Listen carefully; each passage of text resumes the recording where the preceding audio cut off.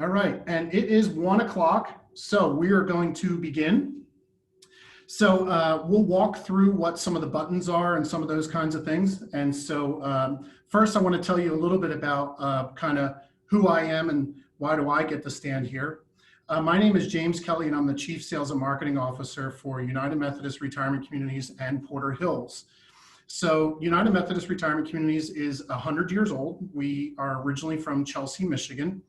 And a year and a half ago, almost 2 years ago, we affiliated with Porter Hills, which is over in Grand Rapids. And so for the last year and a half, we have been really merging our two cultures together, which quite honestly were very similar of the not-for-profit status here, and really expanding the number of people that we take care of in the state of Michigan. We are now the second largest senior living provider in the state of Michigan, and we are the fourth largest not-for-profit organization in the state of Michigan. What I like about that is you get a lot of expertise from a lot of different places, from the different products that we offer, but we still have the autonomy location by location that it's still run at the location, not from this big corporate level. So we're going to talk now a little bit about the screen itself. So on your bottom left-hand side, you'll see mute and stop video or start video rather. And so we're not going to use those because honestly, Britta's going to do most of the talking. I'll do a little bit, so I'll kind of pop on and off for you. Right in the middle, you'll see a chat button. Now there is a Q&A button, question and answer button, but we're not going to use that because that's kind of like a formatted kind of question thing. We're going to use the chat button. And so when you click the chat button, if we go to the next screen, Britta.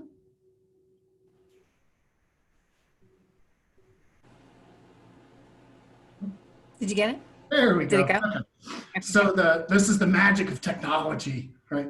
All right, so on the next screen, you will see where you can actually hit the chat button, and you can say whatever you want. So I just wrote welcome.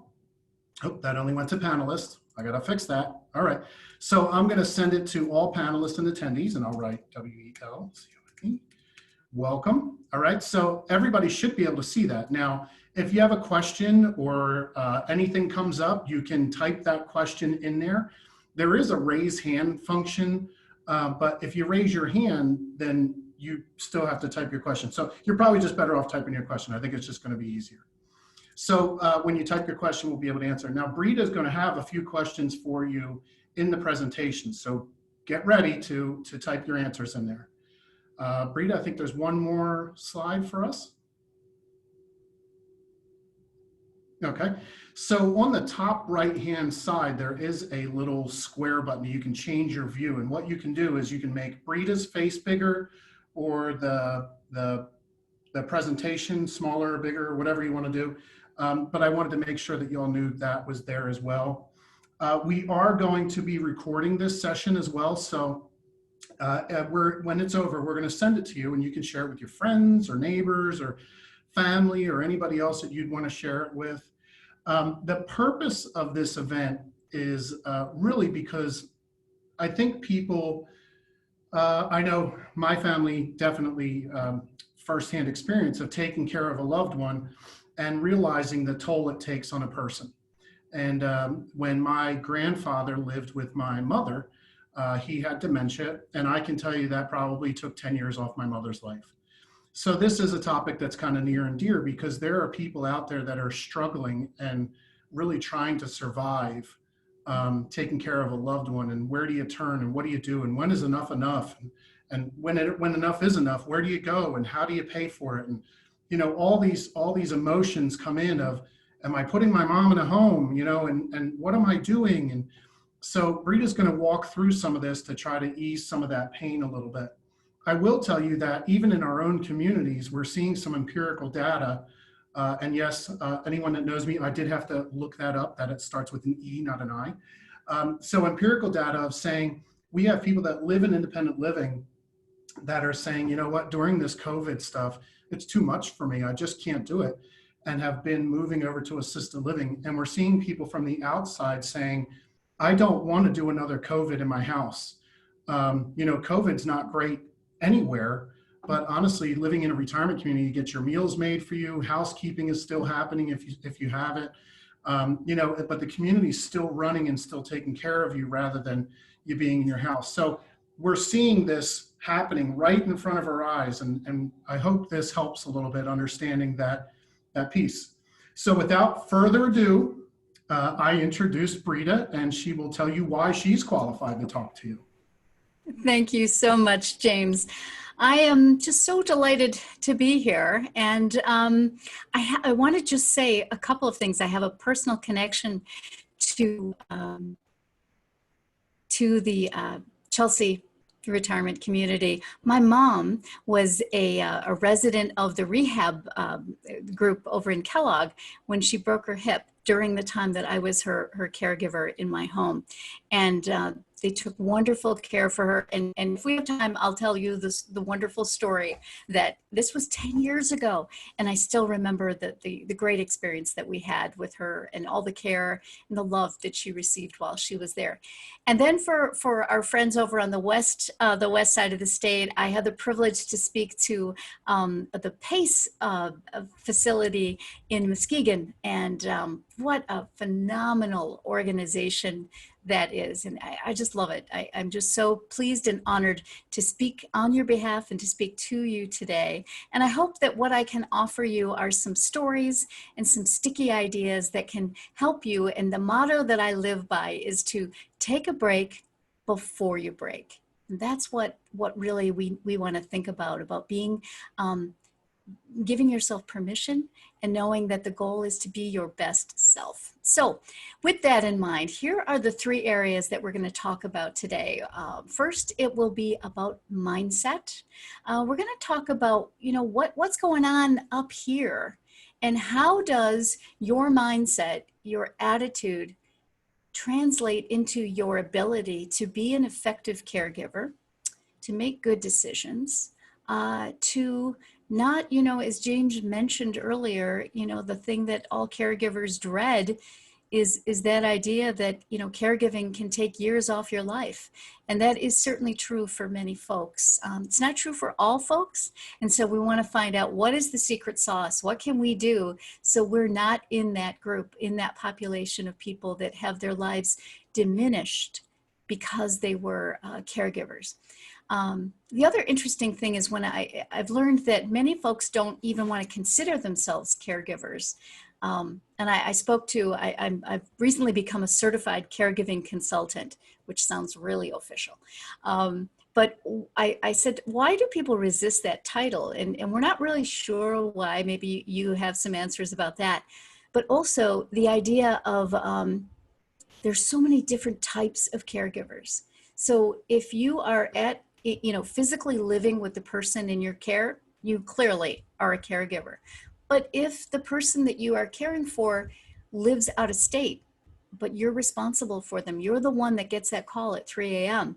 if something happens or they need help, you're a caregiver. If you are working with your siblings and you're in charge of all the financial end of it, but you're not doing the day-to-day caregiving, you're still a caregiver because it's in your mind, it's in your heart, and that can really weigh you down when you think about all the choices that you have to make almost on a daily basis. So mindset is critical. It is just such an important thing about how you feel about yourself, how you feel about your role, and whether or not you feel you are able to make choices, or if it's just all incoming, it's all coming at you.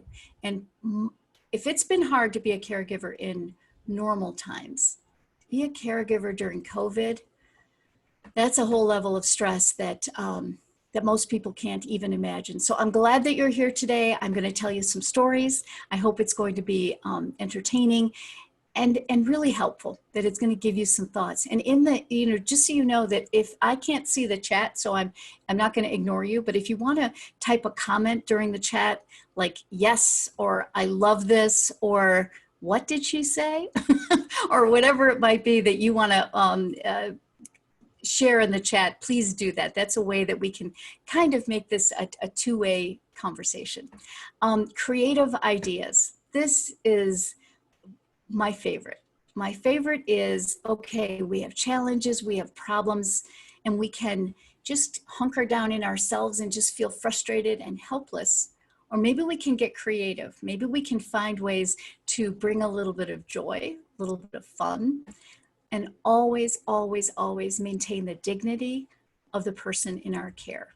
So it's not mutually exclusive. Having fun, having a laugh, finding ways to have joy, and maintaining dignity of the person in your care are not mutually exclusive. So we're going to talk about that. And then timing, just like in comedy, timing is everything, right? Well, when it comes to caregiving, timing is really important. And, I've never met a caregiver who said to me, Brita, I never second guess any decision I made. I was absolutely perfect with every choice I made about whether mom should stay in my home, whether I should look for a senior community for mom, whether we should bring in some home health care. People question themselves every day, all day. And the other thing is about timing is that so many of us assume everybody else has really got it. They've got it down and that they figured it out. So this is one of my favorite things, and you're probably very familiar with it. Rosalind Carter said this, and it's so true. There are 4 kinds of people in the world: those who have been caregivers, those who are currently are caregivers, those who will be caregivers, and those who will need caregivers. So it is essential that we recognize caregivers, we honor them, and we do everything possible to make it possible to be successful, to feel good about it. Because when I think about the years that I spent, my director of marketing is here. When I think about the years that I have spent caring for my mom, one of the things that I feel good about is I don't have regrets. I might have a couple really small ones, but nothing that is really significant or that is something that I lose sleep over. There's always things that I wish I could have done differently or done better. So let's do a little poll and find out who is here today. So I'm going to put up this poll question. Let's see if I can find it here. If I've got it.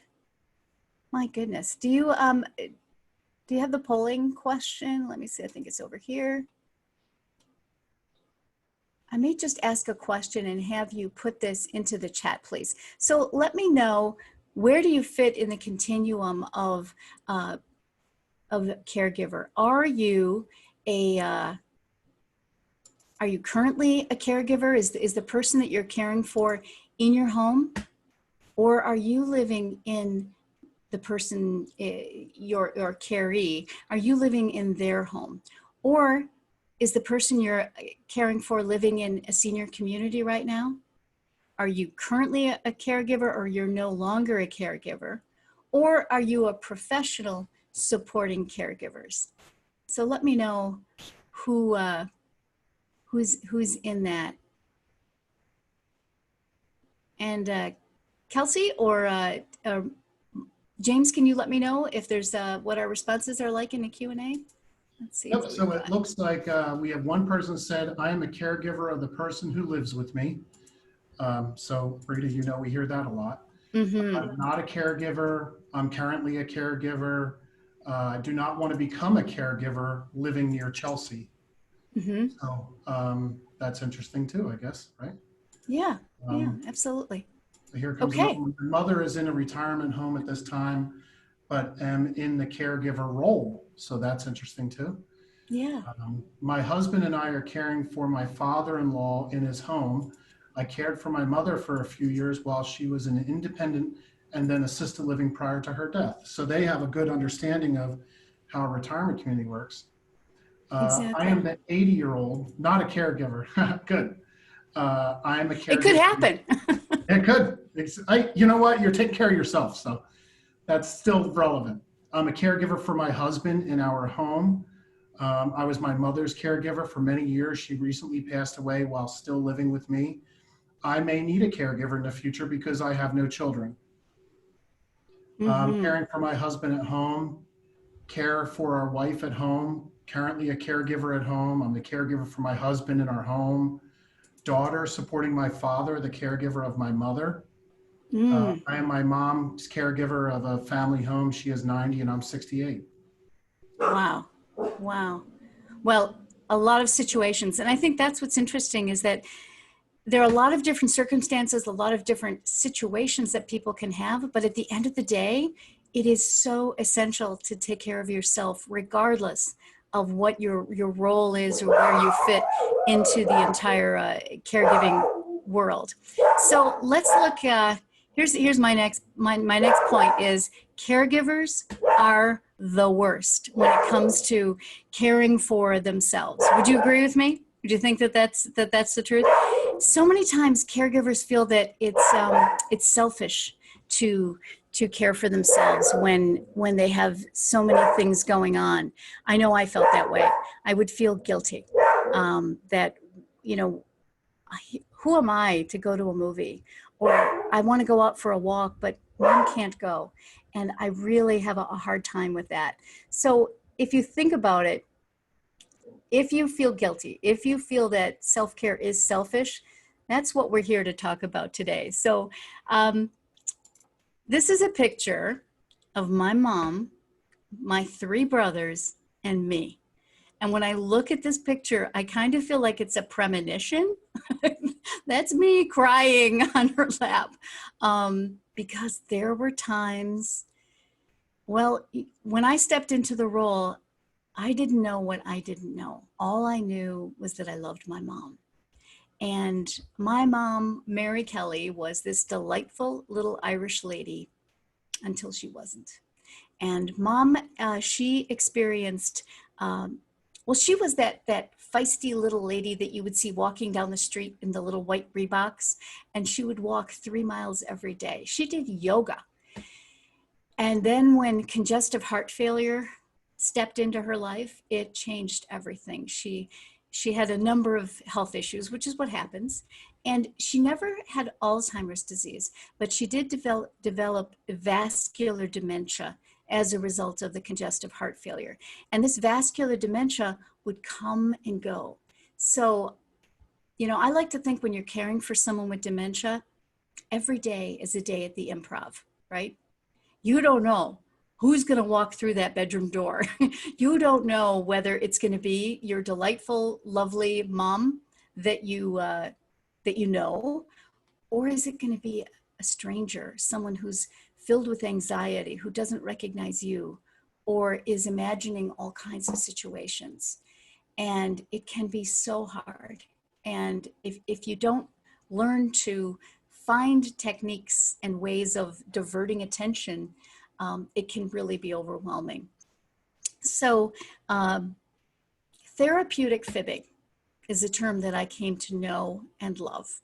It was really hard at first because, you mean lie to your mom? Tell lies? Well, I want to tell you a story about how I was able to ease my mom's anxiety at the end of her life when I didn't know what to do. So my mom was a lifelong traveler. She came here from Ireland with my dad and my brothers, and I was the first one born here in the States. Mom would go home to Ireland, gosh, every 3 or 4 years. She traveled to Africa by herself, and she was happiest when she had booked a trip. And she would bring her suitcase up and just leave it out like 6 weeks before she was going, just in anticipation and excitement. So I knew this, and I knew how important travel was to mom. The other thing I should tell you is one element of her dementia that I learned was common, but I didn't know because I knew nothing. Mom thought there was another Brita. So my name is Brita, and she would often talk to me and confide in me about the bad Brita. And honestly, I loved it because then I could get the inside scoop about when she was talking about me to me. And she would complain about how that Brita was making me take this medicine and how she would not let her have coffee after midnight. I mean, she was a horrible person, this other Brita. One day she said to me, I want the 2 of you to come in here and I want to speak to you both because I don't want to have to repeat myself. And I said, but Mom, there's just me, you know? And I went out into the hall and I got a sun hat and a pair of sunglasses and a scarf and put it around my head. And I walked in thinking this would change the subject or divert her a little bit. And she looked at me and she kind of gave me a side eye and she said, oh, and is Breda too busy on her computer to come in and talk to me? I couldn't win. Anyway, we got past that day, but there were many of those.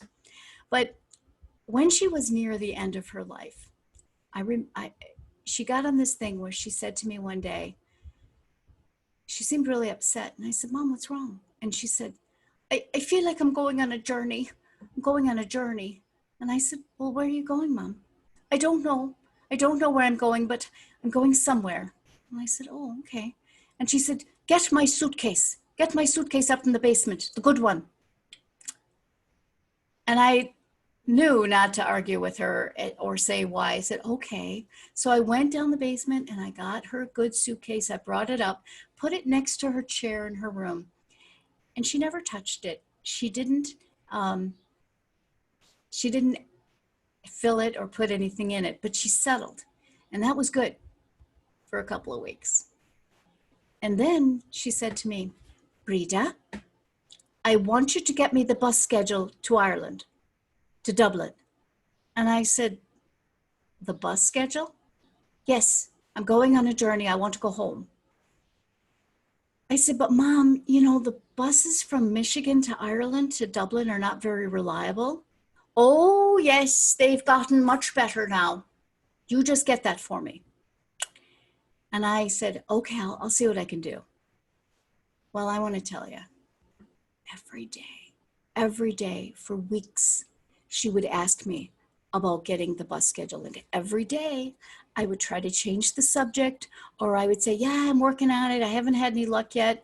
Or I would offer her a cup of tea, or I would say, hey, Mom, why don't we listen to this music? I used every trick in the book that I had to change the subject.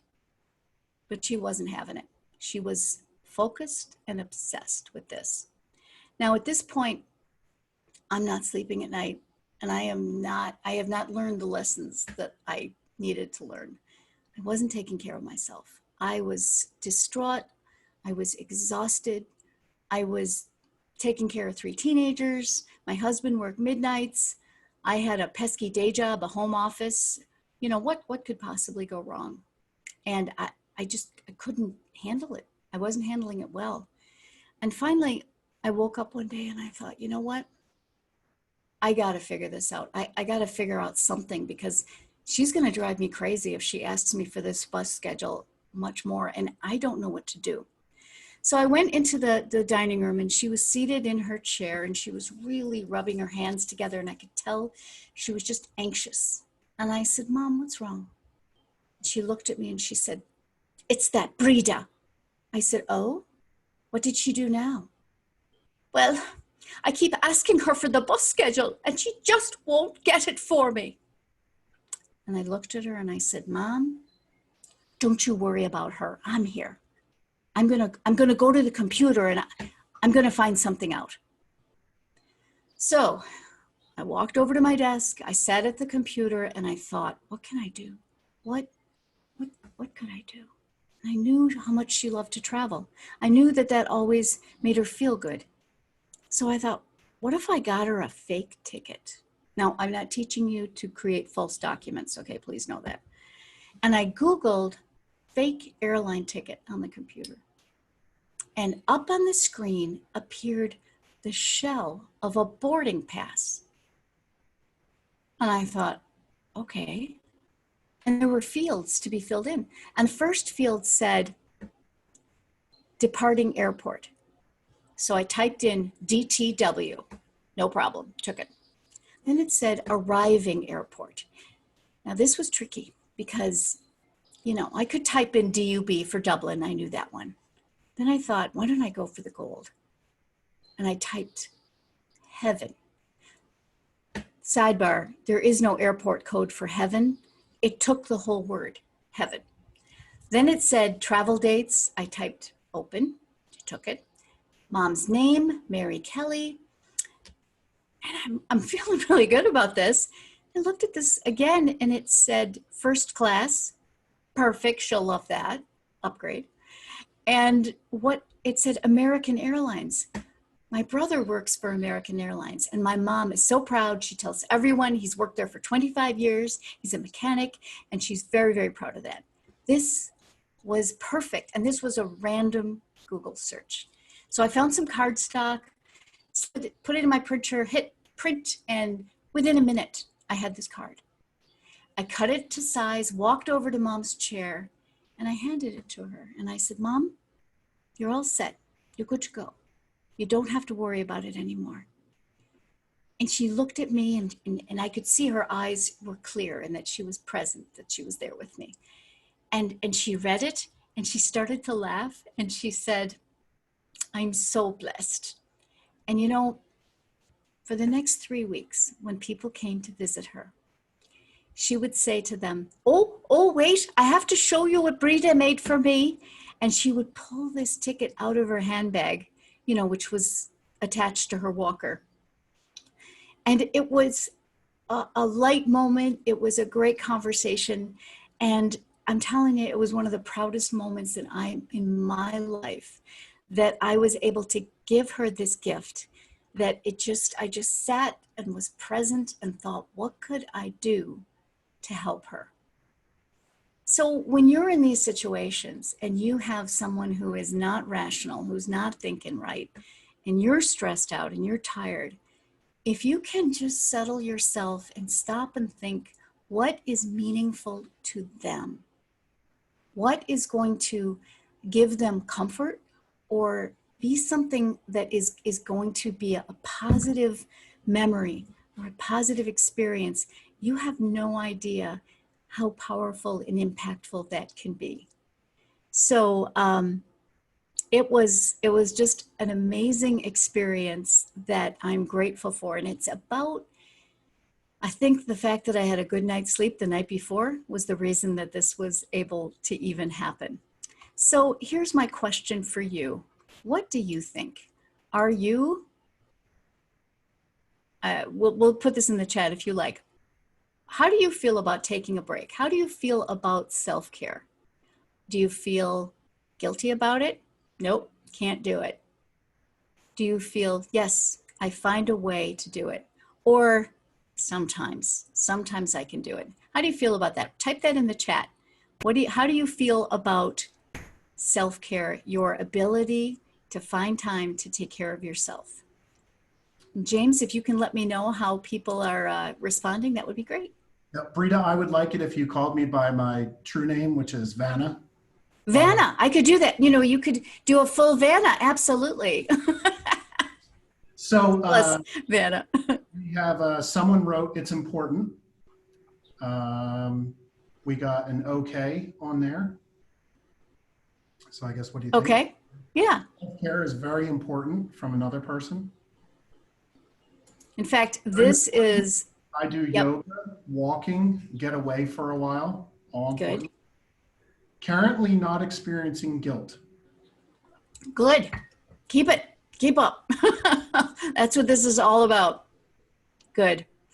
Self-care, it's about giving your loved one the best of you, not what's left of you. And that's one way that if you are feeling guilt or if you are struggling to find the time, you know, I remember I would get that waggledy finger a lot when people say, you better take care of yourself or you're going to get sick. And then what would everyone do? And then it was like, oh my gosh, my to-do list just got longer. And now I have to feel bad if I'm not exercising or eating well or sleeping enough. It's one more thing to do. So it's very important that you don't put it on that to-do list, but rather it's the overriding thing that if you do that, if you take care of yourself, it will enable and empower you to do the things that are on that to-do list. And I like to think of my to-do lists as turning into a to-da list. So I love it. I mean, I love to write to-do lists. And in fact, I will often make the first thing on my to-do list, write a to-do list. Then I do it, and then I get to check one off right away. So, you know, cheap thrills, what can I say? I'm easily amused. So do whatever it takes for you to take care of yourself and feel good about it. So in that thought, here are two of my favorite things. Creative mind games. So the first one that I would suggest to you is the little tiny 3-letter word, yet. Think of the word, of the power of the word yet. For example, when you have a negative statement, a frustrating situation, I don't know what I'm going to do with mom yet. I don't know how I'm going to solve this problem yet. It is an empowering little word that when you attach it to a statement of frustration, a statement of almost despair, add yet, because it's all about hope, and it's all about doing research. It's about finding resources, lots of resources, and certainly you coming here today is an example of looking for resources, being open to them, so that when you are in a situation where you have to make a big decision, that major life decisions are important. But if you can minimize the stress by having knowledge and feeling comfortable and feeling confident about those decisions and choices, you are so far ahead of the game, and you are really going to minimize the stress and the anxiety and the worry that comes about whenever there is change in our lives. So the second one, and this is one of my all-time favorites, ladies and gentlemen, I want to introduce you to mental bingo. This is powerful. Here's the thing. You got to keep the mental in mental bingo. Do not write this down. Do not put this on a computer. I don't want you to ever be subpoenaed, okay, if anyone finds this. But let's say, for instance, and I'm sure this has never happened to you, but there might be people in your life that say things that get on your nerves, that get on your very last nerve if they say it one more time. Or someone that you work with that has an annoying habit, or maybe that you live with. Here's the thing. You're not going to change them. They're going to still do it. They're going to keep doing it. And if it grates at you every single time they say it or they do it, particularly if you're caring for someone with dementia, they can't help it, right? But if you can find a way in your head to make it a game, you're going to deal with it so much better. So here's how mental bingo works. Let's say you have the squares, and instead of the letters BINGO across the top of the bingo card, you replace them with the behavior or the thing that this person does. Now, my suggestion is to keep one bingo card for each person. So, hey, you might have more than one. But think about what is it that they do. Let me give you an example in a business setting. So I had a very challenging manager many years ago in an organization that I worked for who was a supervisor. But she had a penchant for sending emails. I guess she didn't know the word proofreading, okay? They were filled with typos or grammatical errors. It made me crazy. And every time I would get an email from her, I could feel the steam coming out of my ears because there was a misspelled word or an incorrect sentence. It was awkward. But I reported to her. So, in the interest of job security, I really couldn't correct her on these emails. And, she was doing this to herself.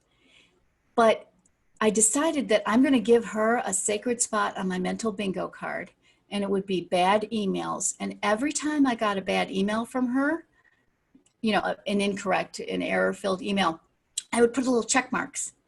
And when I got 5, I got to say, bingo. It was strangely satisfying. I can't really explain it. But whatever that behavior is, that if my mom used to sing songs to her little Yorkie, this little dog, it drove me nuts. Now I think of it very fondly. But at the time, I would have to walk out of the room when she would start singing this song to the dog because it drove me nuts. So I decided the Toby Kelly song was worthy of being on the bingo card, and I would just check it off. And sometimes I'd say bingo several times a day. But anyway, it helped me. So I think it can help you a lot. It's a lot of fun. No equipment needed. It's not a Pinterest thing. You don't have to create anything. Just in your head, somebody does something, says something that really irritates you, gets under your skin, put it on that bingo card and you'll get to check it off. So that's just a cool idea. So the second idea that I want to talk to you about is micro breaks.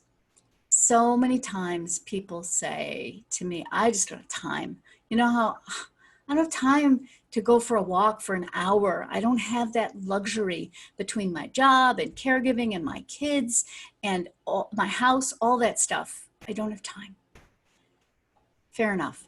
But I think you can find time to take a micro break. And here's the thing about micro breaks. It's about setting the intention and having something to look forward to. So maybe it's the way you start your day. So for example, one of my favorite things to do is have a cup of tea or a cup of coffee on my porch.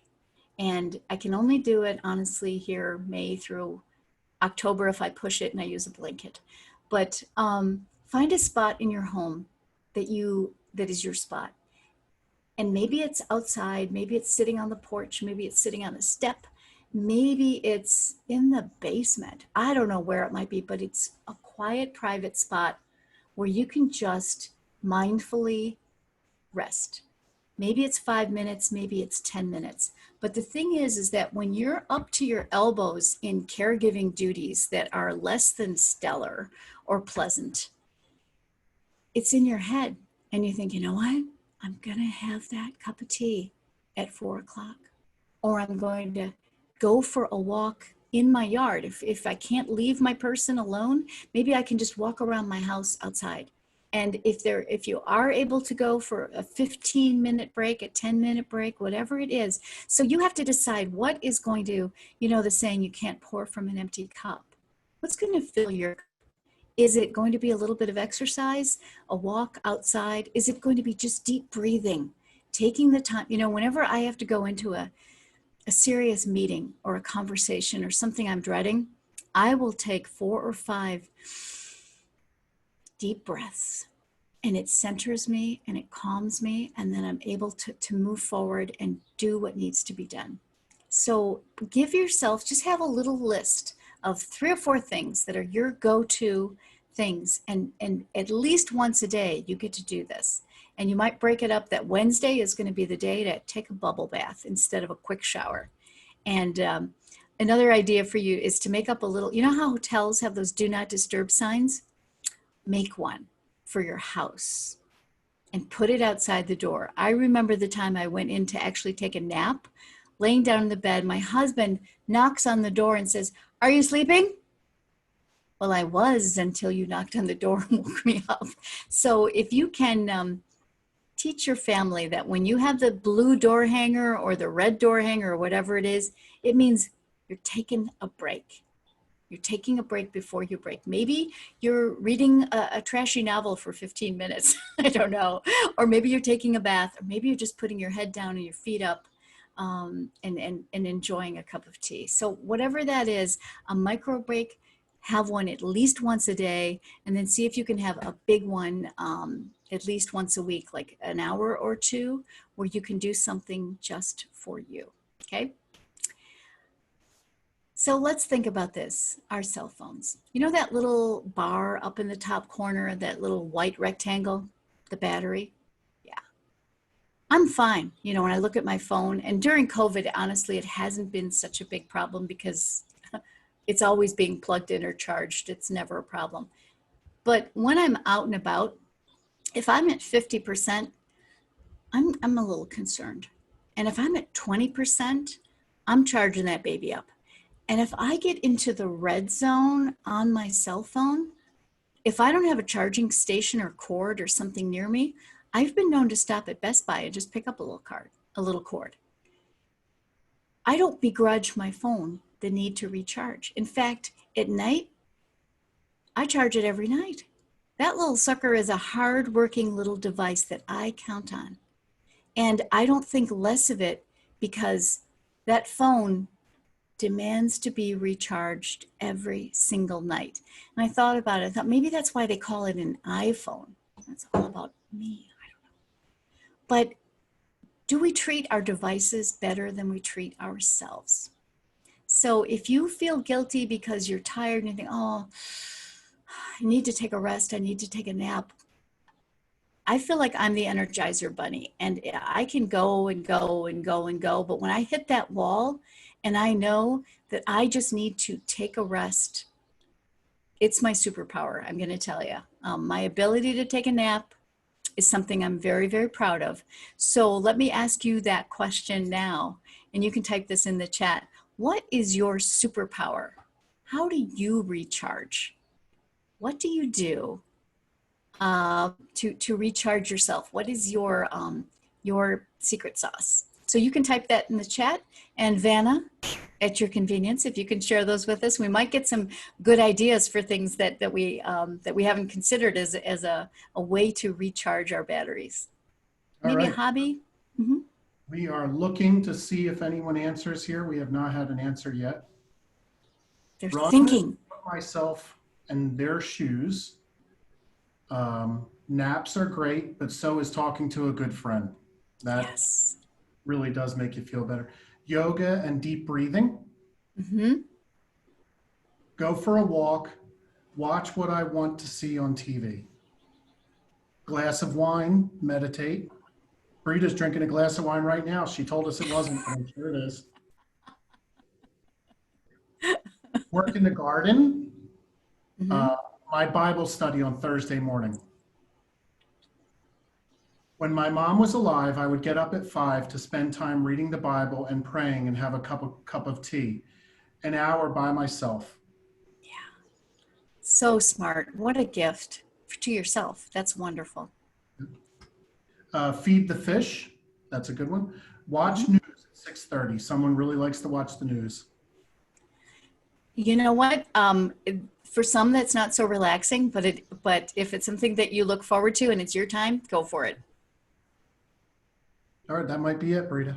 Okay, great. All right, so I'm going to introduce you to one of my pals right here. He goes with me everywhere, and this is one of my favorite mottos. Blessed are the flexible, for they shall not get bent out of shape. Gumby. So whenever, plot twist, oh, now we're doing this. Now we've got to deal with a whole nother situation. Be like Gumby, be flexible, because things are going to happen. Things are going to switch around. I mean, did we think in February that the world would look like it does right now, that people would be wearing masks and doing all different kinds of things, and that just the logistics of going to the grocery store would require such planning and being intentional? So if we are rigid and stiff, we could snap like a twig. But if we can be flexible and adaptable to the situations and the circumstances, we're going to deal with them that much better. So the next thing I want to share with you is this whole idea that words matter. And when my mom came home from her broken hip, she was terrified of falling again. And it was one of those, things where a lot was happening at the same time. And she decided that she just wasn't gonna, she was terrified of falling, so she did everything she could so that she didn't have to get up and go anywhere. So she would walk the amount of therapy around the island in my kitchen that she was supposed to do. But other than that, she didn't want to get up and move. And her little strategy, because she was a clever one, was she was worried that she might trip going into the bathroom. So she decided to not drink her water and not drink her tea. And I learned the 3 letters that every caregiver dreads, UTI. Never heard of them before. I had no idea what an impact a urinary tract infection could have on a person's body, on their mind, on everything. So I was really worried about this. And in addition to this situation, Mom developed incontinence and she didn't know it. And I didn't want to embarrass her because maintaining her dignity was so important to me. But I was also worried about my furniture. So this is not my couch. I wish it was. But the thing is, I had pads everywhere. And Mom would come out of the bedroom on her walker and head toward the couch. And in my head, I'm hearing the theme music to Jaws, dun dun dun dun dun dun dun dun dun dun dun dun dun dun dun dun, that she's going to sit in the couch. And I would try to move her and say, "Oh, Mom, why don't you sit on the leather chair? It's so much more comfortable, and I have a towel there for you." "Oh, thank you, but I like the couch. It's so much more comfortable." Then the good news was she was kind of slow, so I could swoop in. I could swoop in and put the towel and the pad right underneath her, but it was exhausting. So one day, Daryl, the physical therapist, was at our house helping Mom build up her strength with the walker after the fall. And he's going to leave. And I said, "You know, Daryl, I got a big problem here. Mom is really stressed, and she's not drinking her water, but she's got incontinence, and she doesn't want to walk. I don't know what to do." And he looks at me and he says, "Well, you know, Brita," and he says these magic words: "Studies have shown that people who wear disposable underwear have fewer falls." What? What are you talking about? And he explained to me, they're not in such a hurry to get to the toilet. And that's when a lot of falls happen, is when they're panicked and they're in a hurry and they start going and they trip and they have a fall, and there you go. And I thought about this and I thought, okay, I like this. So he leaves. I go right into Mom. I said, "Mom, you know, I was just talking to Daryl. He told me something fascinating. Did you know that studies have shown that people who wear disposable underwear," note, I did not say diapers. I believe that anyone over the age of 3, don't call them diapers. It's demeaning. It makes people feel ashamed. It doesn't end well, and it isn't going to do anything to move you along to help them. So disposable underwear was a term that she was fine with. So I told her about this, and she looked at me and she says, "Well, do you think we could get some of those?" Well, yes, as a matter of fact, I'm sure we could. I was out the door like a shot, went to the market, picked up a couple of packages, little pink ones with flowers or something. She tried them on. She said, "They're very comfortable." I said, "There you go, Mom. Now you don't have to worry. You don't have to be in a hurry. And if you have a leak, who cares? No stress, no mess." We never had to talk about it again. I emptied her drawer of all the regular underwear and replaced it with all these little rectangular packages. And those became her new underwear. And it wasn't something that we had to discuss. So words matter. Find a way that is going to be meaningful. So Mom she wasn't worried about my couch. She wasn't worried about leaking and all the laundry that I was doing, but she was worried about falling. And so I could offer a solution that solved the problem she cared about, at the same time solved the problem I cared about. So choose your words wisely. Disposable underwear are 2 magic words, and try never to say the word diapers or adult diapers, because it's just not going to end well. So I promised you that we talk a little bit about timing, and this is so important. So if you're thinking about how do you know what to do and when to do it? If you're thinking about assisted living might be a good thing, and James mentioned early on that maybe just because of COVID, that time schedule is moving up sooner than you might have thought because of all the stress and the worry and the isolation. The isolation is just so hard for people during this time. But if you're concerned about medicine, if you're concerned that your parent or the person you're caring for is not taking their medication, or that or they're taking too much, or that it's getting lost, or that they think they're taking it but it's still on the counter, all those kinds of things. Hygiene. You know, if you go for a visit and you get kind of a funky smell, or you realize they're wearing the same clothes that they've been wearing for a couple of days, or they're just not taking care of themselves the way you know that they have always done, or not taking pride in that, then that's maybe a signal that they might need some more assistance. Nutrition. You know, if you open up the fridge and it's full of science experiments, not good. Or if you open up the pantry and that the food is really diminished and it isn't full of healthy food, or they're not able to cook anymore. So those are some things, some warning signals, some signs that this might be a good thing to consider. The bottom line here is that you want to plan before a crisis. So if you are thinking this is what your loved one would like, or that you think is a good plan, check it out long before you need to do it, because you don't want to be in that hospital situation or something and someone says, well, they can't live on their own any longer, or you're going to need to find a place. And then all of a sudden you're scrambling. And talk about stress. You're going to have to learn, how much is this going to cost? Where is that going to come from?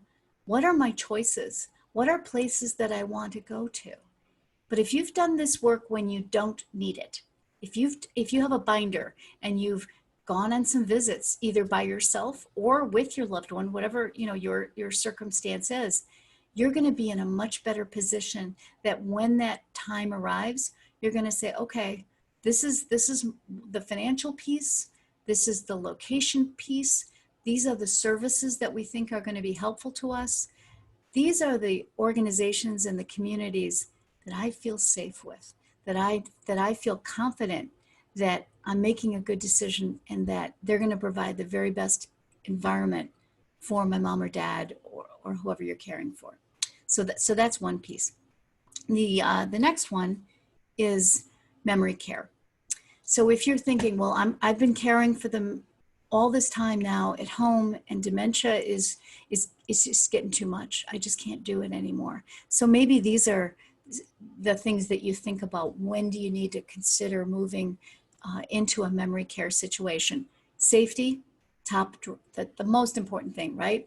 Are they wandering? Are they safe in your home?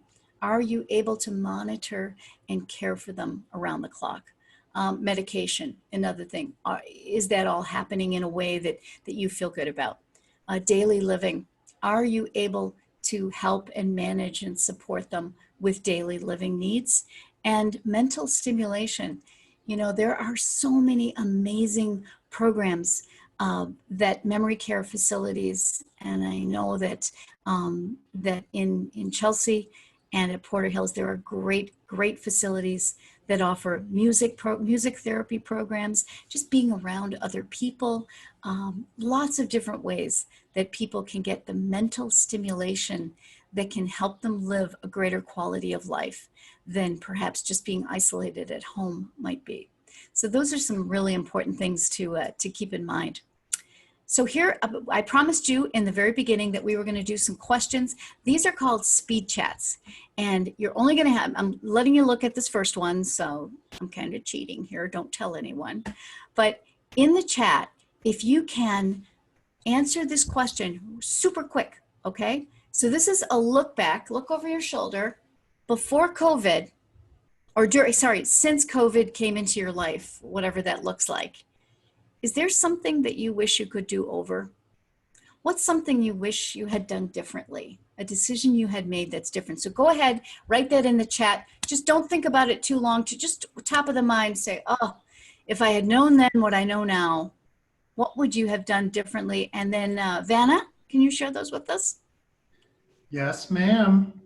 I'm just waiting for something to pop up. Yeah, I know people are thinking. And don't worry, they're anonymous, so you can say anything you want. We won't know. One person I won't know. Nothing. Like literally nothing. Didn't write nothing. They wrote the word nothing. They wrote nothing. So that's pretty amazing that you are good. Another person wrote nothing as well. Okay. All right. Well, let's go on to the second question then. Maybe this one will be easier. What exceeded your expectations? What happened in the last 6 months, let's say since January, that went way better than you expected it to? And this could be business or personal. I know I planted a garden and everything's still alive, and that's a miracle in my book. So what went way better than you expected it to? So I got a looking forward to being at the Chelsea facility before that happens. Reach out to family more. Find ways to see each other virtually and check in. I got to dig into big projects I was putting off. That was a good one. That's cool. Yeah, really good. Okay, let's move right into the third question, which is, what is one idea that you heard today that you might try? Anything resonate with you? Any idea or suggestion or thought? that you think, I might give that one a try? Bingo twice, one in all caps. Bingo sounds like fun. Using the word yet. Micro break, quotes yet. Micro care. More micro breaks. Mm-hmm. Thinking about planning for my future. Good response. Excellent. Already Excellent. Excellent. going to a retirement facility and have our names in. Great. And that's just peace of mind, isn't it? Mm-hmm. Yeah, absolutely. Bingo, Great. such a fun way to deal with irritating behavior. Yeah. Yes. In fact, I'm one of those people with like 10 bingo cards. I don't know how people actually do that when they're playing, but I'm in my head. Yeah, I've got them all over the place, different situations. Okay. All right. Well, moving on. Here's how I want to wrap this up for you today. It is all about one step at a time. So this is a picture of me and my husband, and we were walking in Spain 2 years ago. If you've ever heard of it, it's called the Camino de Santiago. And we had never heard of it until 3 years earlier. We watched a movie called The Way with Martin Sheen. My husband decided he wanted to do this. And it's a pilgrimage that is an ancient pilgrimage for thousands of years, 500 miles across northern Spain. You walk and then you stay in a little village, in a hostel or a small hotel, and then you walk another 12 or 15 miles the next day. He did the big one and he wanted me to join with him. And I said, oh, Jim, that's not me. I know you can tell, it's hard to believe I'm not an athlete. I know it's hard to believe, but I have never, been in any kind of a race or anything. And I was terrified. This was not on my list of things to do, but I knew it was really important to him. And he was so supportive and said, I know you can do it. You'll be successful. And I trusted him.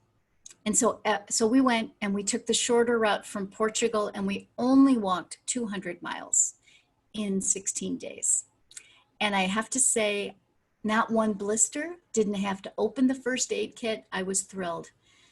But every day I just told myself I only had to do 4 things that day. I had to take one more step. I had to take one more sip to stay hydrated. I had to not trip. I did not want to fall and hurt myself because there were, paths with stones and rocks and all kinds of things. And I had to look up. I had to look up and look ahead, because I found that I was looking down all the time to not trip. I was looking for obstacles and things that were going to trip me up. And then one day I looked up and around me and I saw a mountain ahead, and I saw this beautiful setting that I was missing because I was so focused on avoiding the obstacles. So remember how far you've come. Remember how far you've come in your caregiving journey. When you think about, at the end of the day, do you feel good about the decisions you made? Do you feel good about the way that you cared for your loved one? And to be gentle with yourself, because you are only able to be good as you are able on that given day. And some days are going to be better than others. So forgive yourself and move on. But remember how far you've come. So I hope that you will want to stay connected. I have lots of resources for you that are free and that are fun. If you go to my website, bridamiller.com, there are videos and stuff. On YouTube, I have a special channel called bridatv.com. And I have these short videos that are called Take a Break with Brita. And they're about 10 minutes long, some more, some less. And they're all about just giving you a little bit of inspiration, a little story, really just a chat and a cup of tea with me every day. And then on Facebook, there's a page called the Caregiver Coffee Break that could be helpful to you. And so with that, I'm going to turn it back over to James. I hope that you have enjoyed spending this time with me. I sure have enjoyed spending it with you. And I hope that you do remember to take a break before you break. Brita, that was absolutely great. Wonderful information and very informative. One thing that came up in one of the chats that I was trying to figure out how to get that in there, is I feel guilty that I haven't been able to find enough for my husband to enrich his life. And I think there's a lot of guilt that goes along with being a caregiver of, if I go on with my life and my husband doesn't have things to do, I feel guilty about that. Or if I need a break, I feel guilty that I need a break. So I thought it was really good that you covered that today, that it's okay to take a break and that it's okay to give yourself a break for that matter, and don't be so hard on yourself. So I thought that was just really good. And we're getting some thank yous coming up now. For everyone in the audience, again, it is 2 o'clock, so we are going to come to an end here. This presentation will be emailed to you, and you'll get a link to a YouTube page, I believe is where it sits. But the numbers on here are the east, the east side for Ann Arbor area, and then the west side is the Grand Rapids area. And if you call those numbers or email those folks, they're more than happy to help you. The conversations that we have with people, we really enjoy getting to know people and learning about what needs they may have. And we're not pushy and we don't judge, we just want to help. So if anyone ever needs anything, please let us know. And Brita, thank you very much. And thank you everyone for attending.